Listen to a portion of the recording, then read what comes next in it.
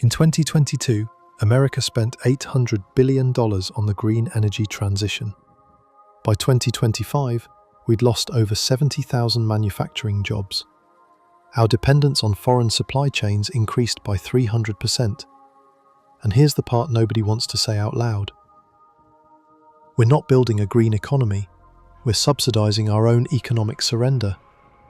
This isn't a story about climate denial. This is a story about the greatest wealth transfer in American history, and why the people promising to save the planet might be the ones destroying your future. Stay with me, because by the end, you'll understand the economic machine that's been hidden in plain sight. And more importantly, you'll know exactly what's coming next. Let me ask you something personal. If you've bought an electric vehicle in the last 3 years, where do you think the battery came from? If you installed solar panels on your roof, who manufactured them? And if you invested in a clean energy fund, where is that money actually going? Here's what they didn't tell you when you signed up to save the planet. 85% of solar panels installed in America are manufactured in China. The lithium for your Tesla, refined in Chinese facilities. The wind turbines spinning across the Midwest. Components sourced from Xinjiang, where forced labor isn't a conspiracy theory, it's documented policy. While we dismantled our energy infrastructure in the name of progress, we handed the keys to our economic future to our greatest geopolitical rival. This isn't just about trade deficits, this is about national security wrapped in a green bow. And here's the terrifying part. The system was designed this way. The subsidies, the tax credits, the regulatory frameworks, every policy that promised to build American clean energy was actually engineered to benefit the very corporations and foreign powers that profit from our dependency. Let it sink in. You can't fight what you can't see. So let me show you the machine. But before we dive into the depths of this system, I need to show you something that actually worked, because understanding the solution makes the problem crystal clear. Look at Dalton, Georgia. While most of the country was outsourcing, a massive solar manufacturing hub began to rise. It wasn't built on feel-good grants, it was built on a strategy of vertical integration. In 2023, the Dalton facility expanded to become the largest of its kind in the Western Hemisphere. They aren't just assembling parts made in China, they are building the infrastructure to make the components here. When we focus on the supply chain, rather than just the subsidy, the math changes. Thousands of local jobs that can't be offshored. Billions in private investment sparked by a clear, domestic-first policy. A product that actually competes on the global stage. But that success is the exception. Compare that to the $7.5 billion allocated in 2021 for the National Electric Vehicle Infrastructure Program. By early 2024, after 2 years of urgency and billions on the table, only 8 charging stations were actually operational across the entire country. The money didn't disappear, it got choked. It's trapped in a labyrinth of state-level bureaucracy, Buy America waivers that take months to approve, and permitting red tape. We didn't spend $1 billion per charger, we spent $7.5 billion to build a bureaucratic waiting room, while China built 1.2 million chargers in the same time frame. So why didn't we do that? Because the Dalton model had 3 fatal flaws at least, according to the people writing the checks. 1. It was too small to generate lobbying kickbacks. 2. It didn't benefit the established corporate players. 3. It actually worked. And this is where we meet our first villain, not the one you expect. I'll explain in a moment, but first, you need to understand how the subsidy machine actually operates. The American Green Energy Subsidy System is an $800 billion annual machine, but it doesn't work as you think. Here's the flow. Step 1. The political promise. A politician proposes a bold climate initiative. They promise jobs, clean air, and American leadership. The media amplifies it. The public supports it. It passes. Step 2. The regulatory capture. But here's the trick. The legislation is written with the help of industry experts. Translation: the very corporations that will receive the subsidies help write the rules for how they're distributed. Step 3. The subsidy shuffle. The money gets allocated, but there's a catch. The regulations are so complex, so layered with compliance requirements, that only the largest corporations can navigate them. Small domestic manufacturers like our Dalton factory, they drown in paperwork. Step 4. The foreign outsource. Those massive corporations take the subsidies, and then they source their components from the cheapest global supplier, which is always China. Now you see it. The system wasn't broken. It was designed exactly as intended. It was never about American manufacturing. It was about transferring public wealth to private corporations under the guise of environmentalism. But wait, if this is so obvious, why does it continue? Why do voters keep supporting these programs? The answer is psychological warfare, and it's more sophisticated than you think. Meet villain number 1, the eco-elites. These aren't environmentalists, they're brand managers. Their job isn't to solve climate change, it's to make you feel morally inferior if you question their solutions. Here's their playbook. Tactic 1, the guilt loop. They show you images of disasters and suffering. Then, they offer you redemption through the purchase of green products or support for green policies. You buy an electric car or solar panels. You feel virtuous. They profit. Tactic 2, the false binary. You either support our green energy plan or you want the planet to burn. No middle ground, no nuance, no room for questions about efficiency or alternative approaches. Tactic 3, the expert shield. Trust the science becomes trust our specific policy prescription or you're anti-science. They conflate climate data with their preferred economic solutions. And here's what makes this truly insidious. When you question the economics of their proposals, they accuse you of denying climate science. They've weaponized your moral conscience against your economic self-interest. But the eco-elites are just the front line. Behind them are the real architects of the trap, and their plan is almost complete. Villain number 2, the subsidy seekers. The corporations that have turned climate policy into a profit machine. Let me give you 3 real examples. Example 1, the solar panel shuffle.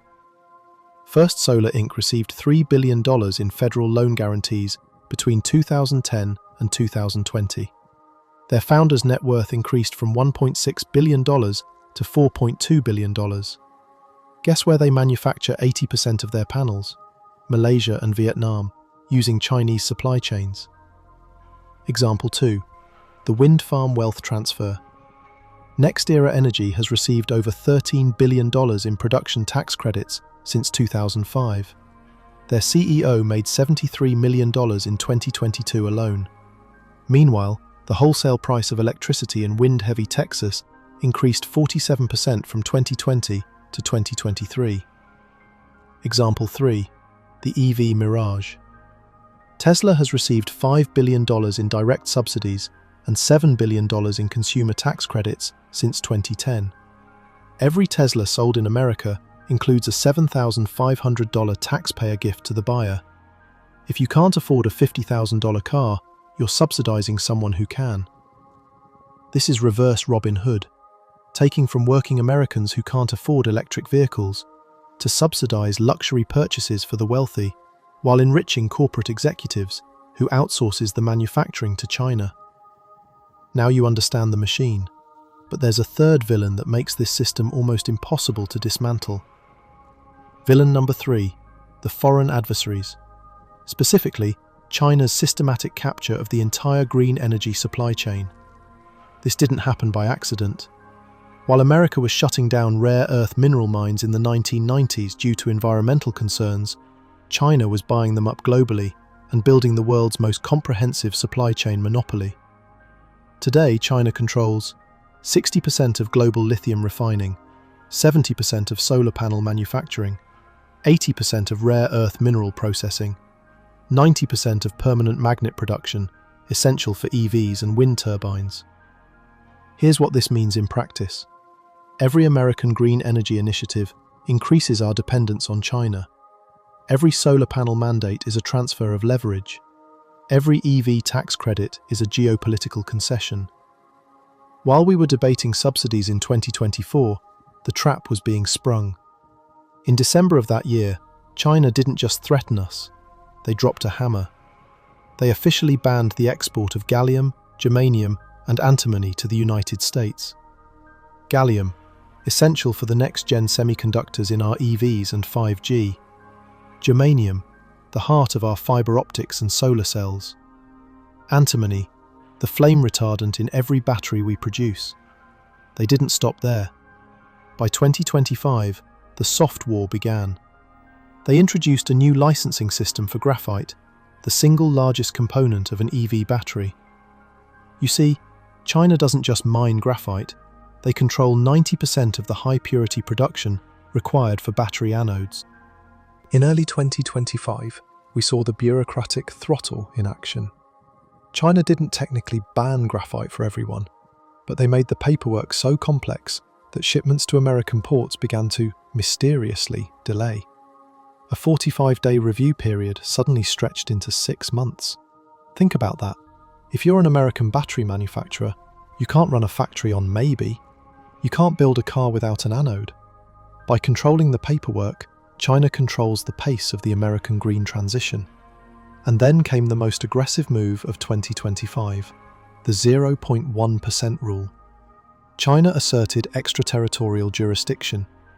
They announced that if any product made anywhere in the world, even in Germany or Mexico, contains more than 0.1% of certain Chinese origin rare earths, it can be subject to Chinese export controls. They aren't just controlling their own borders anymore, they are taxing and tracking the entire global supply chain. We handed them $800 billion to build a green future, and they used that money to build the world's most powerful economic off-switch. Our national security is now dependent on the goodwill of a geopolitical rival. We aren't just dependent, we are being managed. And we paid $800 billion for the privilege. But there's a fourth villain that might surprise you, because sometimes the greatest obstacles to change are the people who claim to oppose it. Villain number 4. Big oil and big coal, but not for the reason you think. Here's the uncomfortable truth that neither the left nor the right wants to admit. The fossil fuel industry supports inefficient green energy policy. Why would oil companies want green energy subsidies? Because they understand something the public doesn't. Unreliable renewables require fossil fuel backup. When the sun doesn't shine and the wind doesn't blow, the grid needs instant power. Battery storage doesn't scale, not yet. So every solar farm and wind turbine requires a natural gas plant on standby. It's called capacity backup, and it's incredibly profitable. Fossil fuel companies aren't fighting the green transition, they're capturing it. They've invested billions in renewables, not to replace fossil fuels, but to guarantee their necessity. ExxonMobil, $15 billion in low-carbon investments by 2027. BP, rebranded to Beyond Petroleum, owns massive wind and solar portfolios. Shell, major investor in EV charging networks that require electricity from their natural gas plants. So when climate activists demand more solar and wind, and conservative politicians resist, both sides are playing into the same corporate strategy. A green energy system so inefficient it requires permanent fossil fuel backup. Which brings us to perhaps the most dangerous villain of all, the one that makes escaping this trap nearly impossible. Villain number 5, the net zero washers. The coalition of politicians, corporations, and activists who profit from performative environmentalism while preventing real solutions. They make grand announcements. Net zero by 2050, carbon neutral by 2040, 100% renewable energy by 2035. But here's what those pledges actually mean. Nothing. Net zero doesn't mean zero emissions. It means buying carbon offsets that don't actually reduce carbon, using accounting tricks to shift emissions to other countries, redefining renewable to include biomass, burning trees, and hydrogen made from natural gas. The point isn't environmental progress. The point is the appearance of progress while maintaining the profit structure. Why would they ever actually solve the problem when the problem is the business model? And this brings us to the final villain, the one nobody wants to name. Villain number 6, the political obstructionists.